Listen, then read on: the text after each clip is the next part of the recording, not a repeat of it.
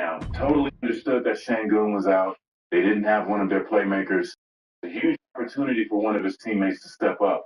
But a healthy dose of him off is how Houston's going to be successful. If he's just handling the ball, making everything happen, they started doubling him. Yeah. He wasn't able to do much. They got it out of his hands, and they were successful with it. This chunk it up defense, though, in the playoffs may or may not work because you can adjust game to game, right? So they have some pocket. Yeah. You know, that KD 7 turnovers that led to those baskets are going to lead to wide open shots for somebody else. So the NBA, it is really kind of hard over a 7-game series to do that. But we know one thing they can't guard, so maybe jumping the game up is their best way. Their only way to do it. And they've risen to like top 10 over the last couple weeks in their defensive rating. The Rockets will get another chance, though, just 2 days, so we'll see if even in a 2-game series, if Houston figures some things out, they play once again there in Houston. Take a look at the Western Conference standings. These teams separated by just a game and a half. Third and fourth spot, the Spurs now 3 back at the Thunder. Nuggets and Timberwolves got those locked in playoff series. And also, want to get to the defense in a second, but in a game like this, just kind of a slugfest, what does it say about Luka that he's still able to have an efficient, 30-plus point? Want to get to the defensive. And a half. Third and fourth spot, the Spurs now 3 back at the Thunder. Nuggets and Timberwolves got those locked in playoff series. And also, get to the and a half. Third and fourth spot, the Spurs now 3 back at the Thunder. Nuggets and Timberwolves got those locked in playoff series.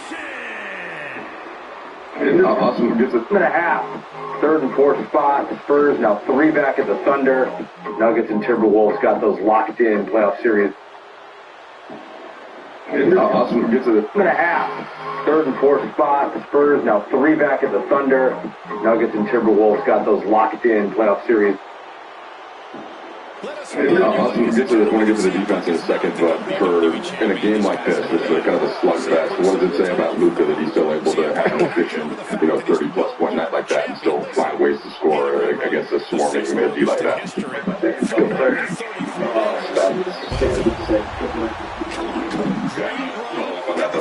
What does he do?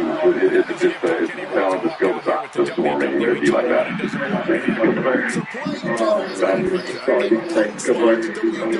Okay, I'm going to follow up on that a little bit. What does he do? Is it just the talent, the skill, the size, all this? Yeah, everything. He's been, one of the best players in the league for a long time. So, he's, I think 6'8", strong, has a high release, but it puts all that together. He's a solid basketball player. Shots weren't falling. I know you'll include yourself in that, but that nigga Reeves was like, bro, y'all niggas dick ride. He like, bro, this my nigga for real. But y'all, why y'all dick ride? Y'all know I'm over there. Y'all come to me asking me questions about him. If the fraud shit, he goes that. This nigga right here, he got shit wrong with him. He got shit wrong with him. That's what it was. That's his all the credit. Bro, he don't want to talk about this nigga the whole time. Rotation. Y'all niggas not asking him shit about his game. Y'all know he had a shitty game, but what the fuck is y'all talking to him for? Stop. Y'all better stop acting like that with my nigga Austin, like he ain't that nigga. Change things on the fly and if it wasn't for him, we would be y'all niggas would be y'all alright? Is the Lakers okay? I mean, y'all just lost the nail biter against the Nuggets. Like, bro, calm y'all bitch ass down. We won because of Austin.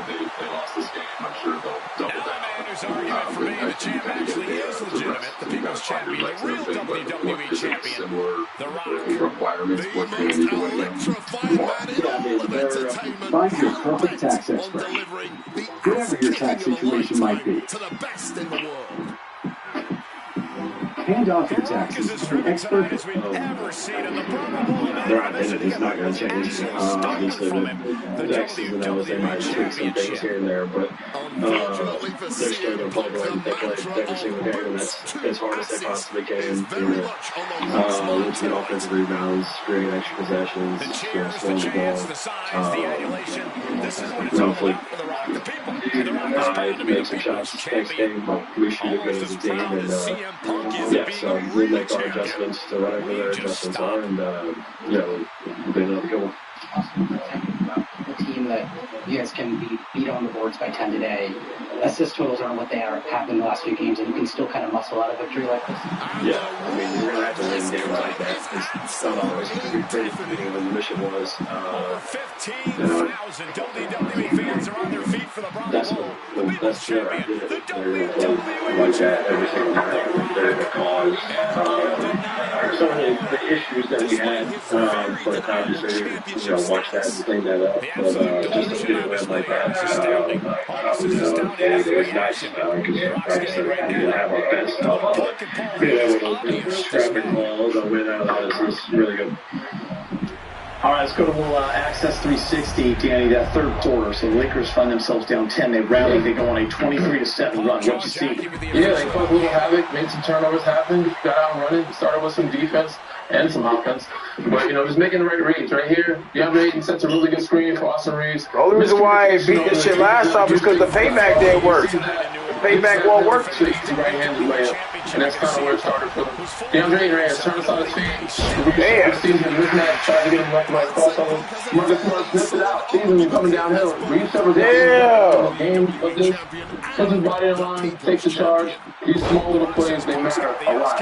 Right here, getting some rebounds, boxing out a little bit. You see Alan Thompson's a man behind. Get out and running. I know we're not training as a team, but we got to run some, get some easy baskets. Get some swing. He was a second behind. Looking our attacks, flying Louis for a tight mid-range people line jumper. Easy. Right here is where it kind of starts with the turnover. They start trapping KD from different angles. Brian gets still. The reason why he leads the NBA in chances for points because he's best for also get down running, but also getting still, creating turnovers, and getting to the basket. So he didn't get a layup there, but he got 2 free throws, and those little things kind of turn the game around for him. That was obviously starting little by little, and then trapping guys like Kevin Durant, getting the ball in his hands. When he's watching, he's not watching because weak side when he turns his back. Like Durant said, you got to switch your pitches up. You can't give anybody a steady diet, but they'll figure it out. Yeah, and key words like chip away. If you're down, you're trying to come back. They did a really good job when they weren't making any shots, defended. And then when they had to make shots in the fourth quarter, Luka came in, they hit the shots they needed to, market shots, but the defense for that stretch that they weren't scoring was outstanding. That's the thing in sports, right? Sometimes you're good. Defense can keep you in games. Yeah. Right? Especially when offense is a bunch stuff LeBron said in the playoffs. You cannot rely on your offense. See, that's great, but it's not. We're in the left and defense wins championships. All right. Luka 36 points in the win. The bonus is a lot of people, they don't look at it for what it is. That is literally free money. Free money. All you got to do, you got to work hard. You're doing that anyway. You're a paycheck. You got to drive safe. Let's hope you're doing that anyway. Trainers can get $13, $14, $15, $1,500 a month in bonus. Face first. Setting up on the Koji clip. And does he? Yes, he counters. I can't believe someone who can code and Kobo. Let's go, Indeed can help you get it right the first time. Sponsor your job on Indeed and get matched with quality candidates. Visit Indeed.com/hire now.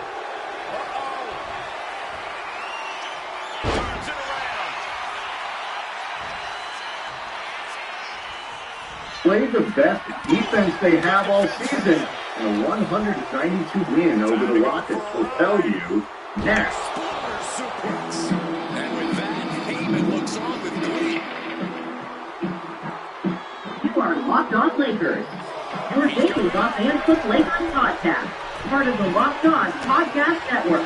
Your team every day. Thanks everybody for making Locked On Lakers the first listen every day Monday. Sometimes on weekends, definitely on holidays, and now more than once a day. No matter how we'll rate your podcast, whether you're a Spotify person, an Apple person, maybe you're one of the 37,000 plus subscribers to Locked On Lakers on YouTube. No matter how you do it, you're part of making the Locked On Sports Podcast Network the #1 sports podcast. Other known universe. Brian Kamenetsky, Andy Kamenetsky, we've covered the Lakers for about 20 years with the LA Times, with the ESPN, with the Athletic.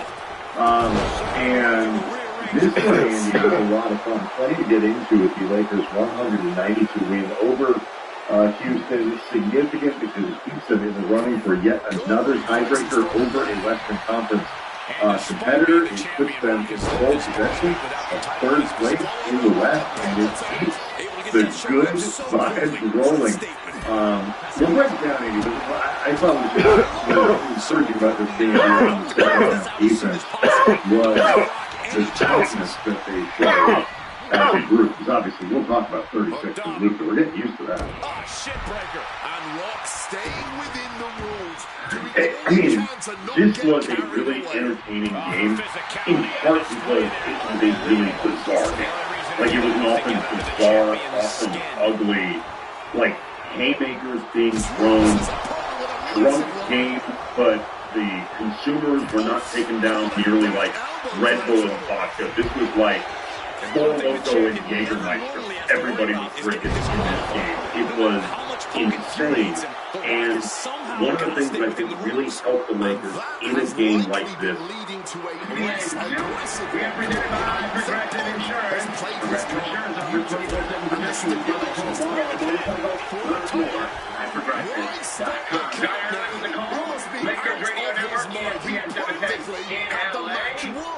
LeBron, Luka, Reeves, and the Lakers on a rolling 192 victory over the Rockets last night. They won 6 games.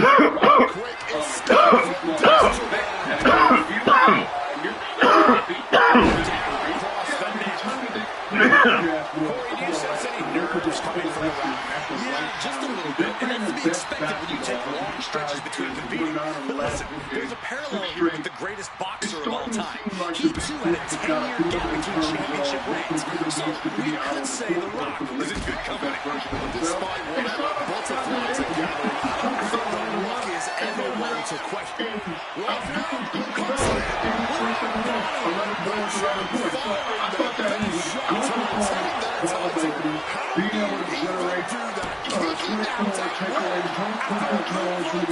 and guys, the Rock is not happy with that result. But the kick out surprised him.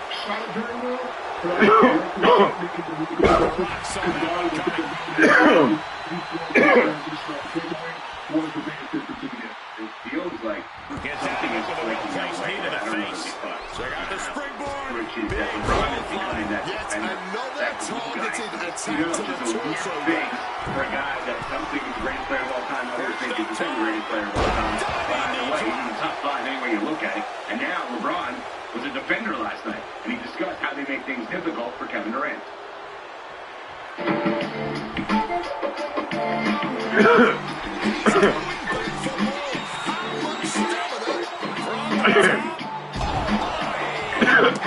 High-risk maneuver. This match has certainly picked up. I got that gas like bro. From the top. Diving double axe handle. A helter-skelter attitude here. Getting to the bottom and going back to the top. Yeah, Bronco the body. Perched up top. You've got to be kidding me. Using your body as a missile over and over again. The game plan, but also just switching up our pitches. Can't show like that. You need the same coverages throughout the whole game. You get a feel for it. Here we go. Just amazing athleticism being shown And here. I'm listening to Sports Center all night. On ESPN radio, as I always do. And I know everybody does. I heard that. Submission defensive coordinator now? That's what it sounds like. And that's a great sign. When you're talking about, hey, we got to switch our pitching can practically taste Kevin Durant, taste kind of talking the right way at this I would feel really good about this on the Lakers bench. I know Charles Barkley does not want us to do it. I'm not going to let them be contenders.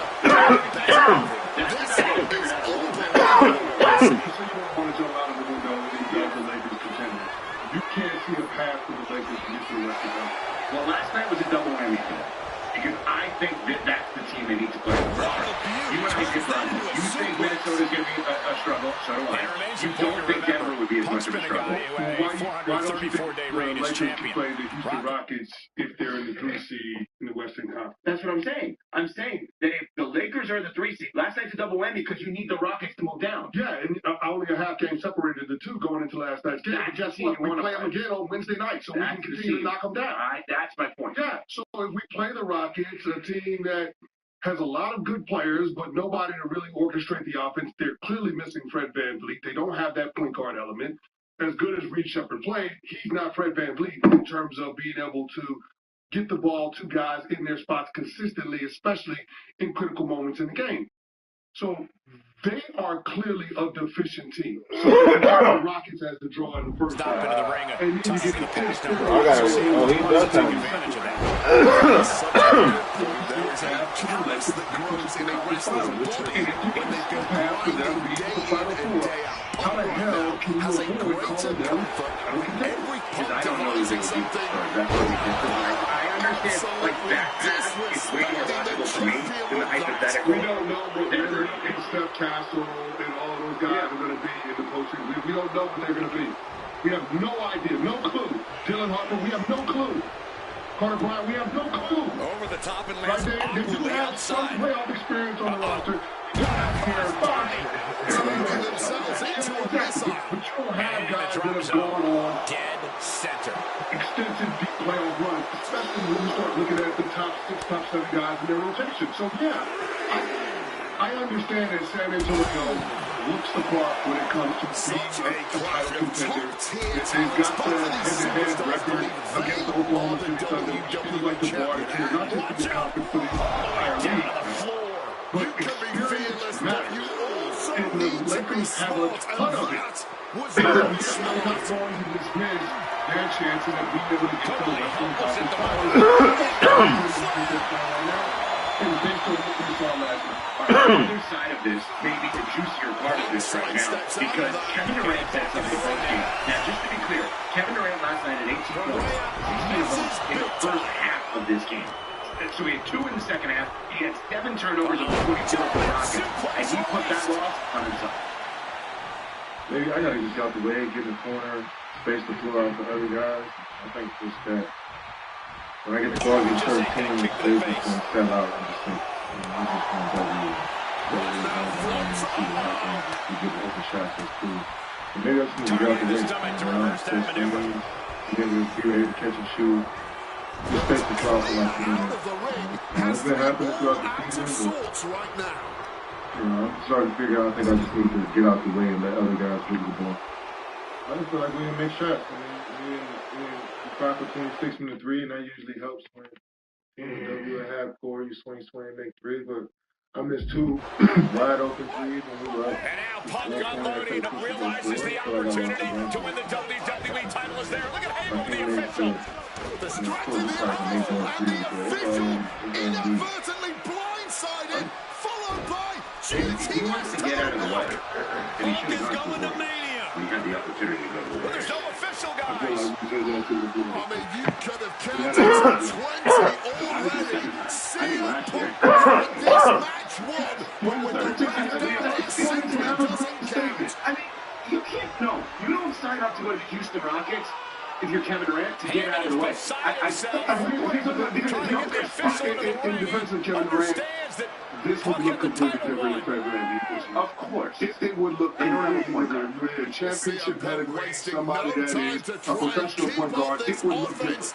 Right now, it's at the highest five. Reed Shepherd played. Really disrespect the guy that played. He playoff basketball. And he didn't shoot particularly well. I think that Reed Shepherd did a good job of playing and finished with the dunk. So you don't expect Reed Shepherd to dunk a couple of times in last night's game. But I would say this. Kevin Durant can't get to where he wants to go with his team as constituted. The only hope for the Rockets to continue at a championship level is WWE Championship still hangs in the balance. into next season in hopes that Fred VanVleet is healthy. Because this year, it ain't going to happen. Not in the Western Conference. And I think he sees the writing on the wall. Right? Like last night was a historic matchup. You had LeBron.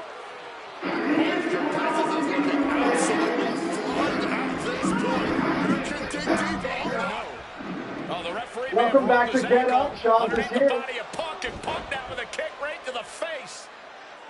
Huge roundhouse kick to the temple, and the second referee now looks down and perhaps out too. We need another official yet again. CM Punk cannot believe what is going on in this matchup.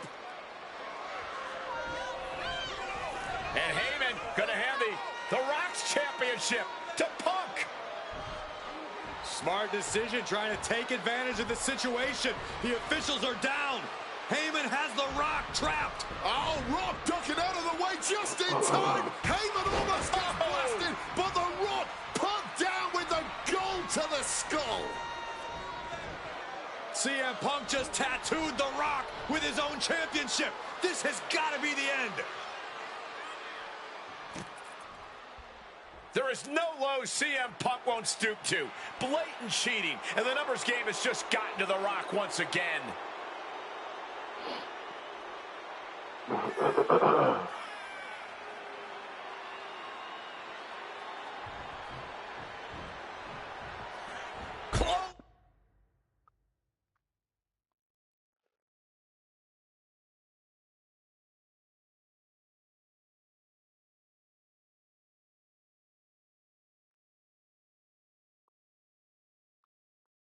This here we have breaking news. John Strong. The NBA will hold a vote next week at the Board of Governors meeting on March 24th to allow the league to go explore two new expansions exclusively in Las Vegas and Seattle. So these two teams will be targeted for the 22-29 season. And there is momentum within stakeholders here to try to go out there and see what is the market shift and what could those proposals look like. Because these executives tell me that you're looking at somewhere between $7 to $10 billion per team for Seattle and Las Vegas. And so this first step right now, this first vote, is looked at as a formality. There is momentum for the owners around the NBA to approve this to the league to go explore. You get the bids, and then depending on if it reaches the threshold, then you have a final big growing majority of owners right now, I'm told, that are supportive of expansion. You think about Seattle and Las Vegas. Those are two big retail, and so that's what we see play out over 2026. And as someone who grew up with Gary Payton throwing the alley-oop to Sean Kemp and then Kendall Gill and Detlef Schrempf, Seattle deserves basketball. It's about when, not if. Okay, let's go. That is awesome. That is some big news. 32 NBA teams. You'll see what those bids are. Leveraging the Warriors and the Knicks at the Garden. There's Jalen Brunson. There's Steph Curry. He is not playing. This right here, Guy Santos. The rebound and the putback. I'm sorry, that was not Guy Santos. We'll get to him in a second here. This is Brunson in the lane. Lefty. Good. Knicks falling back in this one. Mikal Bridges out to Brunson. Brunson deep. Good. And on a 6-point game. Ah! That's the highlight of his young career. Slams it down. That is Sean. Like it is. That is the highlight of the young man. Look at Toronto. Effective.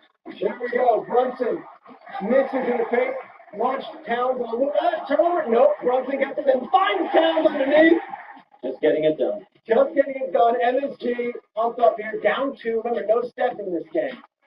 Brunson. What a move. We go to the fourth quarter. 1-point game. Brunson. Position, and now the cover. Precision. Oh, now lead by 3 wins. Punk just beat Warriors over 2 for the WWE Championship. This match have the ball. Chase the tie here. No Steph Curry, remember. So who's going to take the big shot? Here we go. There we go. Knicks are excited. Towns is excited. Just beat the No Rock here. Steph. The end of it. Can't just be humble or gracious about the fact that he won here. A long time ago, CM Punk was forced to make a choice between hypocritical humility and honest arrogance. He chose honest arrogance, and once again, standing tall with his precious WWE Championship, CM Punk is vindicated in making that choice. All right, let's take it to this game. Because there's an earlier matchup between the Timberwolves and the Bulls that was beauty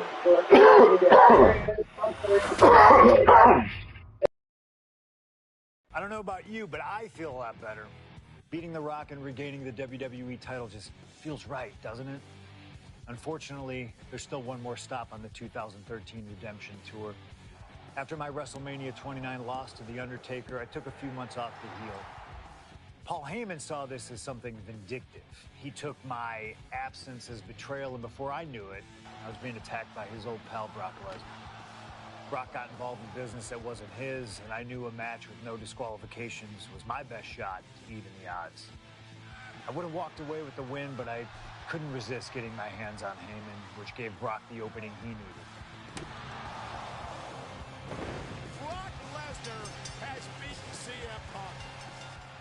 It was a brutal encounter, but if you keep your eye on the prize, you'll avoid taking a trip to Suplex City. Dish out some punishment to Paul if you get the chance, but walking out of SummerSlam 2013 with the win is the main goal. Don't make the same mistake I did.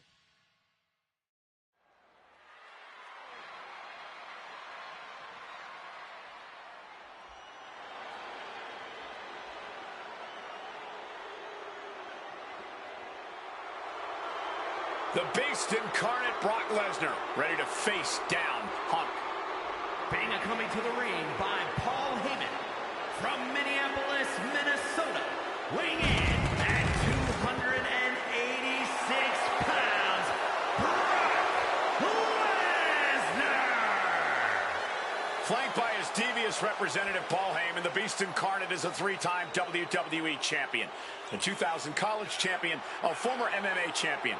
We talked about this earlier tonight, Corey.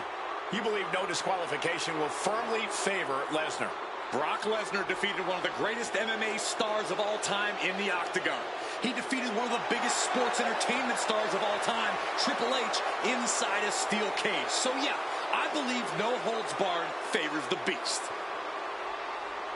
Heyman staring intently at his moneymaker. Remember, Heyman tossed Punk to the curb when CM Punk told him, "I don't want you in my business, but I want to remain friends." As soon as Punk couldn't make Heyman money, Heyman said, "See you, bye." Well, that's just business. Well, to Punk, it was personal.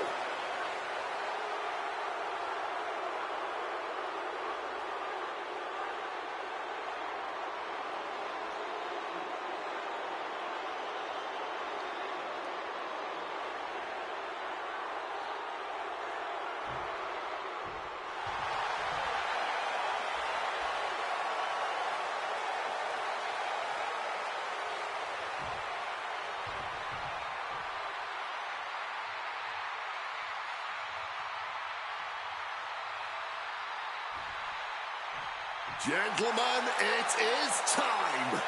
Yeah, but whose time is it, Wade?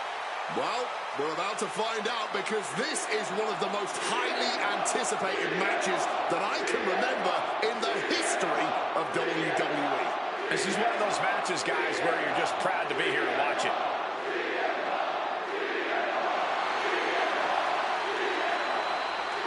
From Chicago, Illinois, weighing in at 218 pounds, CM Punk!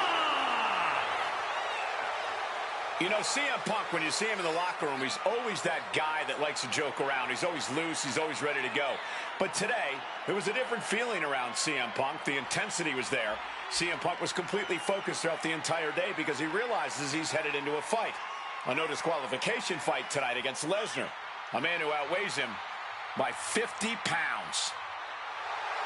CM Punk almost defeated the undefeatable, the Undertaker's streak at WrestleMania. But this could be the biggest fight of CM Punk's life. And let's not forget the list of injuries Brock Lesnar has given to CM Punk over the last month. He put 4 stitches into the chin of CM Punk. He caused rib injuries, a knee injury, an ankle injury as well. Brock Lesnar just feeding on Punk in recent weeks.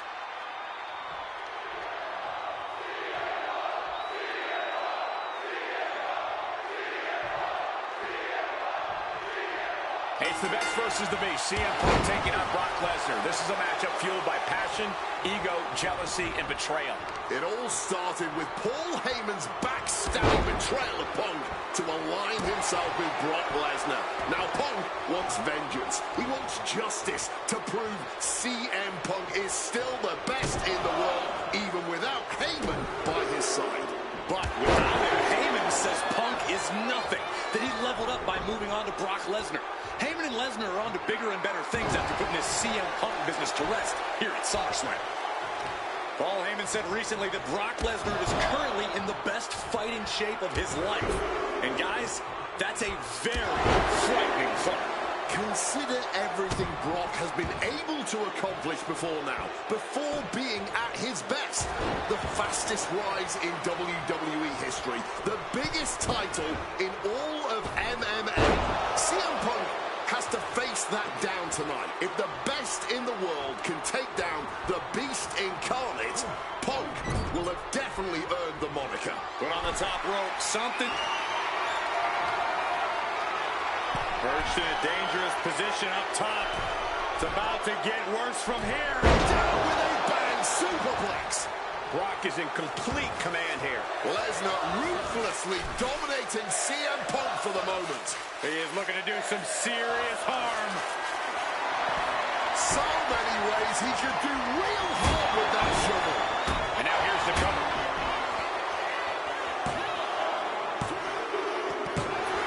That's it. Brock Lesnar has beaten CM Punk. The winner of this match, Brock Lesnar. What an incredible fight. But in the end, it's Brock Lesnar who came out on top. The Beast has defeated the best. Without Heyman by his side, tilting the scales, Punk just isn't the same competitor. That's a harsh truth that Brock Lesnar and Heyman just shined a very bright light on.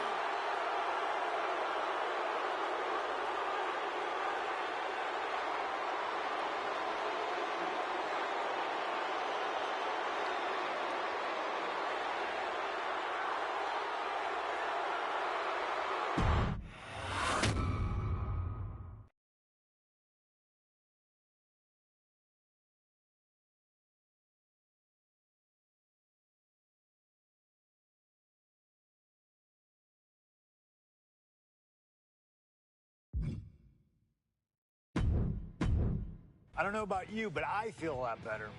Beating The Rock and regaining the WWE title just feels right, doesn't it? Unfortunately, there's still one more stop on the 2013 Redemption Tour.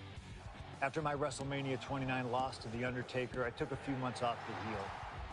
Paul Heyman saw this as something vindictive. He took my absence as betrayal, and before I knew it, I was being attacked by his old pal, Brock Lesnar. Brock got involved in business that wasn't his, and I knew a match with no disqualifications was my best shot to even the odds. I would have walked away with the win, but I couldn't resist getting my hands on Heyman, which gave Brock the opening he needed. Brock Lesnar has beaten CM Punk. It was a brutal encounter, but if you keep your eye on the prize, you'll avoid taking a trip to Suplex City. Dish out some punishment to Paul if you get the chance, but walking out of SummerSlam 2013 with the win is the main goal. Don't make the same mistake I did.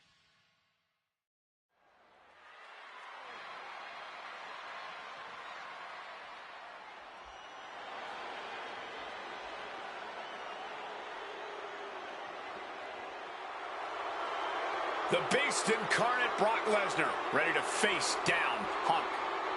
Being coming to the ring by Paul Heyman from Minneapolis, Minnesota, weighing in at 286 pounds, Brock Lesnar. Flanked by his devious representative Paul Heyman, the Beast incarnate is a three-time WWE champion, a 2000 college champion, a former MMA champion.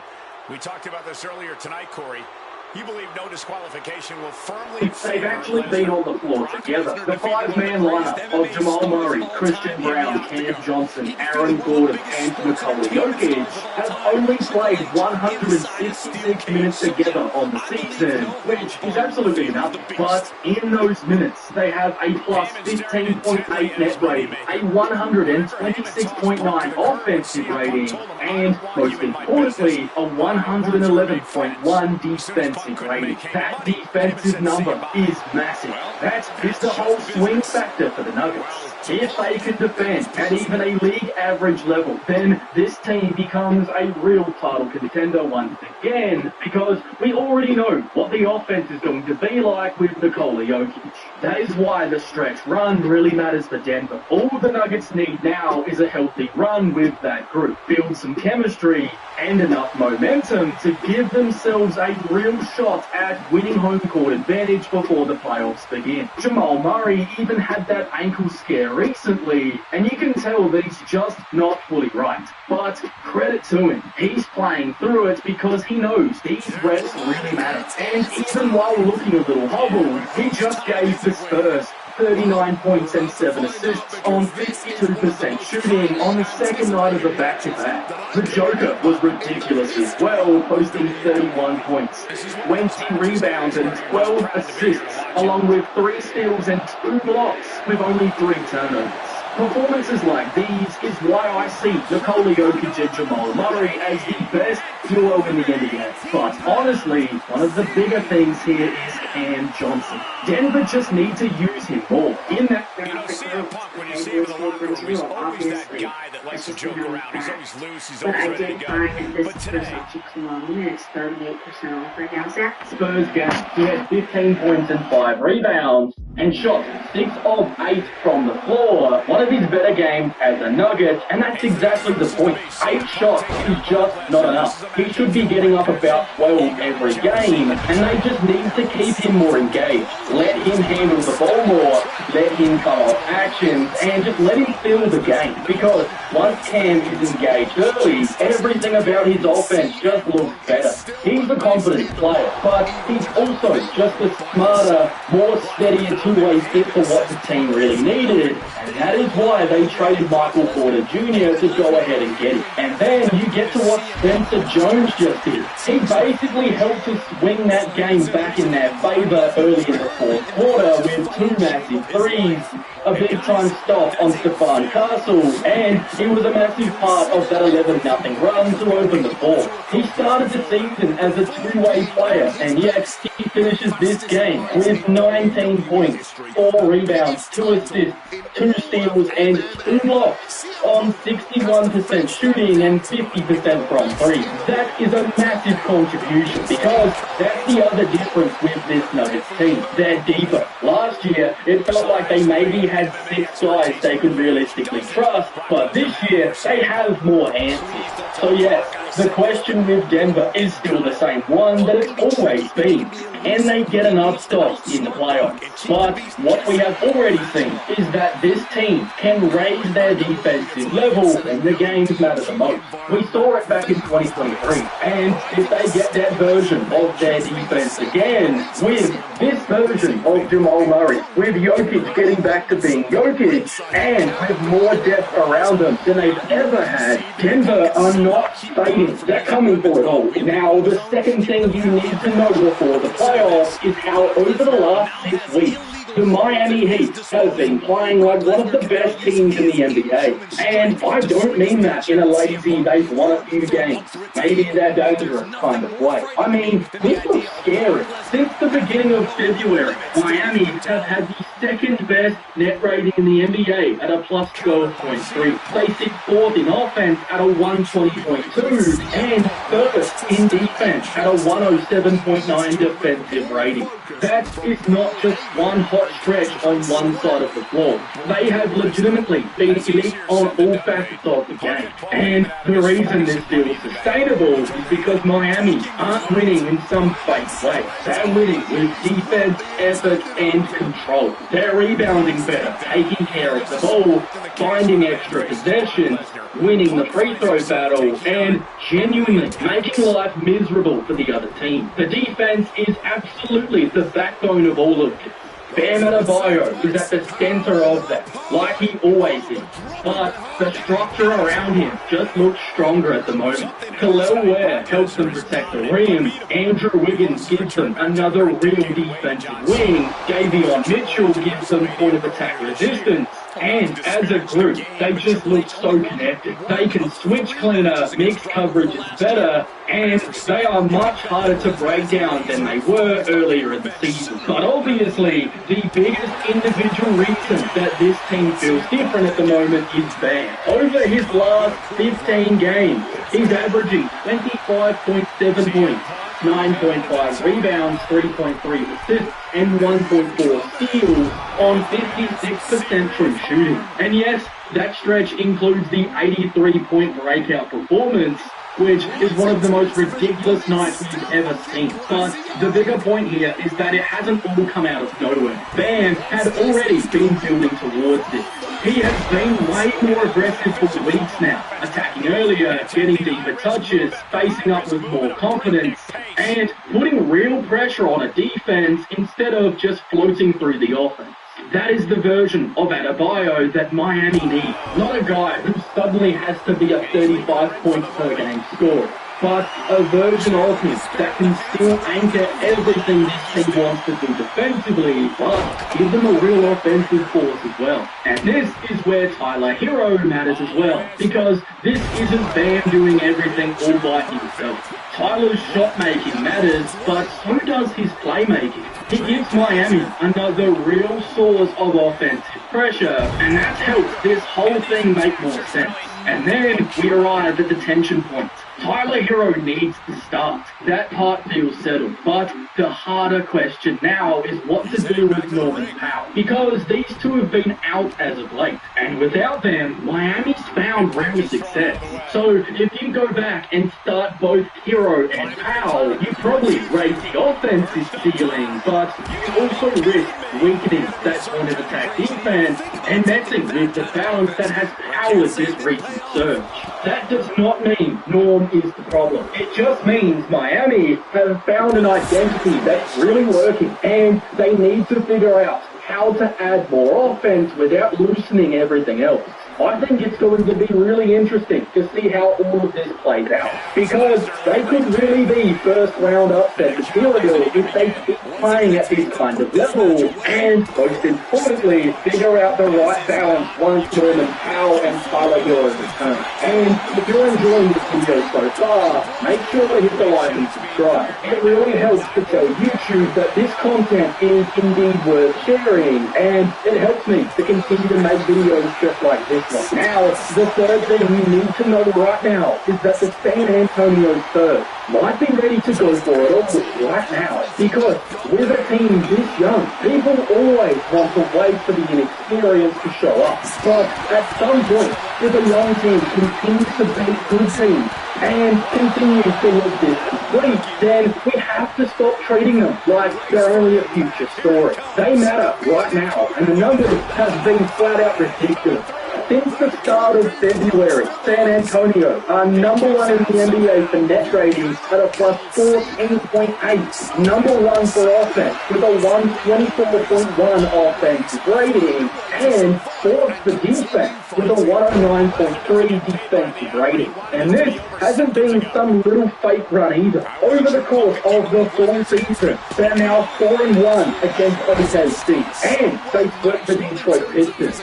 So this is not some scheduled luck or just a couple of weeks on a heater. They have legitimately been proving for a while now that when they're right, they're absolutely good enough to beat anyone. And the biggest reason for that is, of course, Victor Wembanyama, who has been unbelievable recently. Over his last 4 games, the dude is averaging 33 points per game. 12 milligrams, supplements, triple strength, and there are 120 soft fills in here, and you only need 1 per day. If you want to grab a high-quality astaxanthin, I'm going to make sure to drop this one down below. And if you see that orange part that means they should still be in stock, I would definitely snap the points. 11.3 rebounds and 3.8 blocks a game on 71% free shooting and an incredible 46% shooting from 3.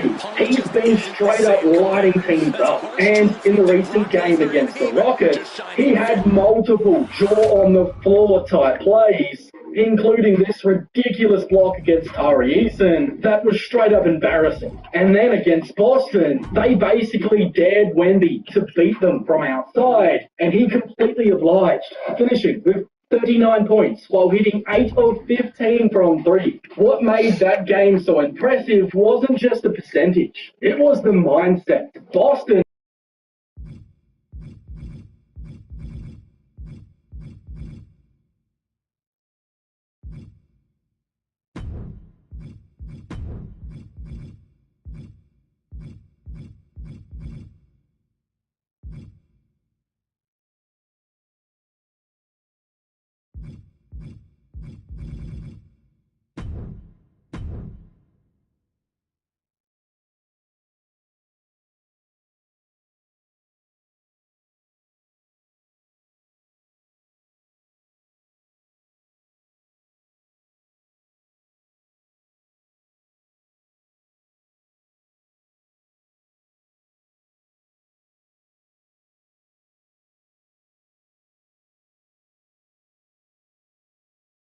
rebounds and 10 assists, while knocking down 4 of 8 from downtown. But it was more than just having a triple-double. It was the way it looked. The game is clearly starting to slow down for him. And yes, he does still have some turnover issues and inconsistent three-point shooting, but those are not pieces because he already defends at such a high level. Rebounds like one of the very best guards in the league and plays his legitimate force. If his jump shot can continue to come along like it has been recently, then he becomes one of the very best guards in the NBA a whole lot sooner than people think. The last swing factor for me is still the end box, because when the playoffs come around and the game slows up, you need that veteran star to go and win you possession. The young guys are rising quickly. Wemby's been unguardable, and Stephon Castle is arriving so much sooner than anybody expected. But if Fox can give them that assertive scoring punch on top of all of this, then the Spurs go from dangerous to scary overnight. That is why San Antonio is so fascinating right now. They're not just building towards the future, they're proving that they legitimately matter in the title conversation right now. Alright, the fourth thing you need to know right now is that the Boston Celtics are rising, and the reason this matters so much is because Boston were already hanging at a really high level before Jason Tatum even came back, and now that's starting to look complete. They recently went into OKC without JT or Garrett White, and with the Thunder getting back Chet Holmgren and Alex Caruso in the game, they were right there until the very end. Only losing by 2 points. Jaylen Brown was the big reason why. Finishing